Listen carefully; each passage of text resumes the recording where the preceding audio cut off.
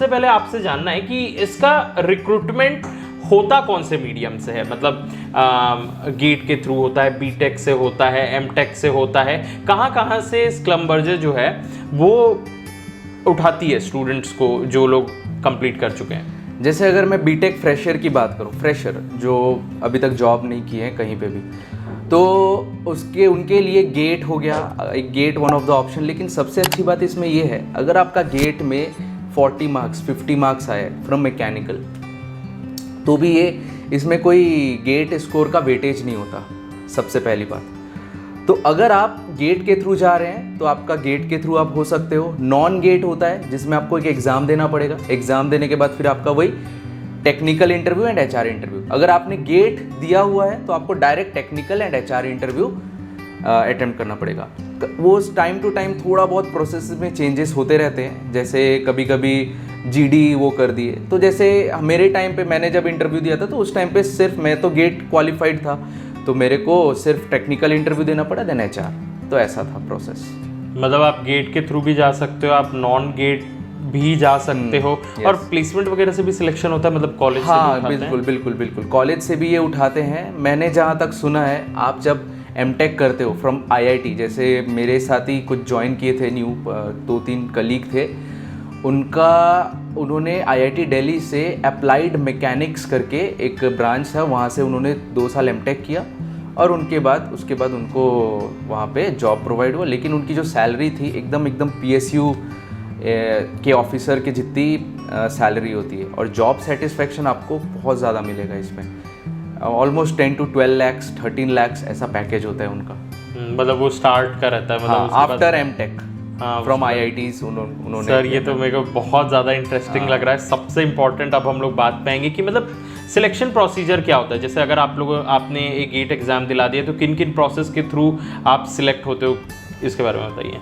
हाँ, जैसे मैंने गेट एग्ज़ाम दे दिया एंड मेरे को फिर अप्लाई करना होता है, तो वो अपना प्रोसीजर देते हैं, अप्लाई करिए, ऑफलाइन अप्लाई करना होता है ना।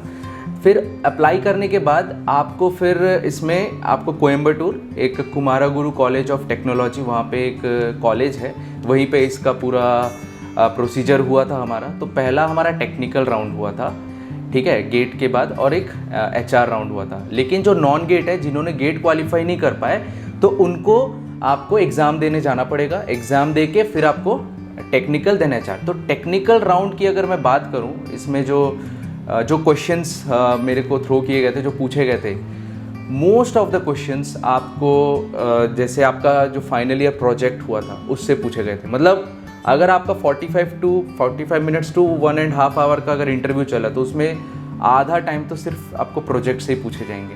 और उसके बाद फिर आपका जो फेवरेट वो होते हैं, क्या बोलते हैं, सब्जेक्ट्स, वो पूछेंगे आपके फेवरेट सब्जेक्ट्स कौन से हैं। उनके पास बोर्ड रहेगा, पेन एंड पेपर रहेगा, उसमें ये। लेकिन ये आप लोग रेडी रहेगा कि क्वेश्चंस बहुत लाजवाब होते हैं, बहुत अच्छे क्वेश्चंस पूछते हैं, वो बहुत ही लॉजिकल क्वेश्चंस पूछते हैं। एंड यस, ये एकदम प्योर सही टेक्निकल इंटरव्यू होता है, जो कि आपका 1 से 1.5 घंटे तक चला था।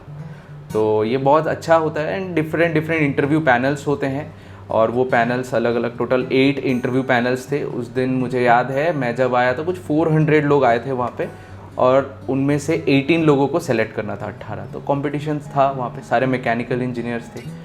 तो इस तरीके से हुआ था। उसके बाद एचआर राउंड होता है। सर मेरे को एक बहुत इम्पॉर्टेंट बात पूछनी है कि एज अ स्टूडेंट अभी आपने बहुत अच्छा खासा डरा दिया है, क्योंकि बोल के कि अच्छे लेवल के क्वेश्चंस पूछे जाते हैं। तो मतलब इसकी तैयारी कहाँ से की जाए? ये जो टेक्निकल का पार्ट है, क्या ये गेट की तैयारी में ही हो जाएगा कि अलग से कुछ तैयारी करनी पड़ेगी? प्रैक्टिकल एप्लीकेशंस लगेंगे क्या? किस टाइप के क्वेश्चंस यहाँ पर पूछे जाते हैं? देखिए, जैसे कि मैं बताऊँ, मैं जब अपना फाइनल ईयर प्रोजेक्ट, मैं एकदम टू बी फ्रैंक बताऊँगा यहाँ पर, जो भी बताऊँगा, मैंने अपने जो फाइनल ईयर प्रोजेक्ट किया था, फाइनल ईयर प्रोजेक्ट में मैंने उतना ध्यान नहीं दिया था, ठीक है, क्योंकि मेरे को कुछ और भी प्रायोरिटीज़ थे।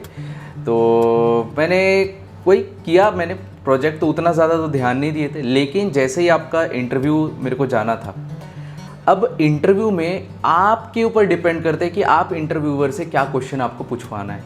ये पूरा आपके ऊपर डिपेंड करता है। तो आप जाते हो अंदर, आप जो जवाब दोगे उसके बाद आपका वो सवाल थे। तो मैं क्वेश्चंस ऐसे ही वो करके गया था कि मेरे को ये क्वेश्चंस पूछा जाएगा, उसके बाद ये प्रोबेबिलिटी है कि ये पूछ सकता है। थोड़ा बहुत ऊपर नीचे हो सकता है। अगर आप वो गलत भी कर देते हो, वो लोग मतलब मार्क्स लिखते हैं कि इतना मार्क्स, किसी को 10 आउट ऑफ 10 नहीं मिलता इंटरव्यू, मतलब मिलता है बट अगर 10 आउट ऑफ 10 मिलता है तो सिलेक्शन होगा, ऐसा मतलब अगर 9 भी मिलता है, 8 भी मिलता है तो देन यू कैन, वो भी सिलेक्शन होने के आपके अच्छे चांसेस होते हैं। तो एक आध गलत भी हो जाता है तो चलता है। तो क्वेश्चंस कुछ ऐसे थे, जैसे मेरा प्रोजेक्ट था, मैंने प्रोजेक्ट को अच्छे से स्टडी किया था, उससे रिलेटेड जैसे मेरा हीट एंड मास ट्रांसफ़र का था एंड थोड़ा बहुत थर्मोडाइनमिक्स का था, तो मैंने उसको अच्छे से पढ़ा था।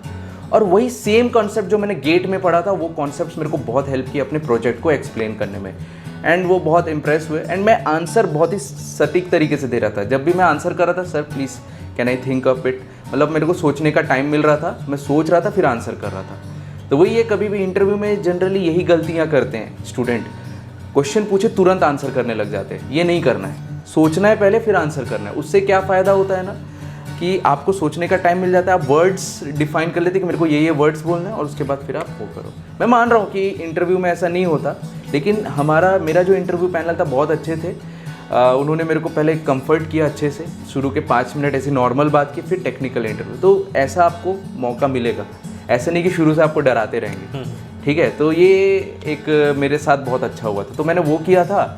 एंड मेरे को पूछा गया था मेरे फेवरेट सब्जेक्ट्स क्या हैं, तो मैं अपने फेवरेट सब्जेक्ट्स बताया। उनसे ही उन्होंने एकदम सिंपल बेसिक क्वेश्चंस पूछे थे, लेकिन जो मेरे प्रोजेक्ट के क्वेश्चंस थे वो बहुत अच्छे क्वेश्चंस पूछे गए थे, एकदम थोड़े प्रैक्टिकल। मतलब ये मैं आप लोगों को बिल्कुल अच्छे से बताने वाला हूँ। अगर आप लोग अभी कॉलेज में पढ़ रहे हैं इस वीडियो को देखते वक्त, तो भैया अपने प्रोजेक्ट पे बहुत ज़्यादा ध्यान देना है ना, ये आप अच्छे से कहना चाहते हैं, क्योंकि ये हर जगह पे, जैसे मैं आईआईटी में इंटरव्यू देने के लिए गया हुआ था, तो वहाँ पर भी इस चीज़ को बहुत ज़्यादा प्रेफरेंस दी जाती है कि आपको प्रोजेक्ट में क्या किया था, इंडस्ट्रियल ट्रेनिंग में आपने क्या किया था। तो जहाँ से भी करिए बहुत अच्छे से करिए, ये मैं आपको कहना चाहूँगा। तो ये तो रही सर टेक्निकल इंटरव्यू की बात। फिर एचआर में आपको किस टाइप के क्वेश्चंस पूछे जाते हैं?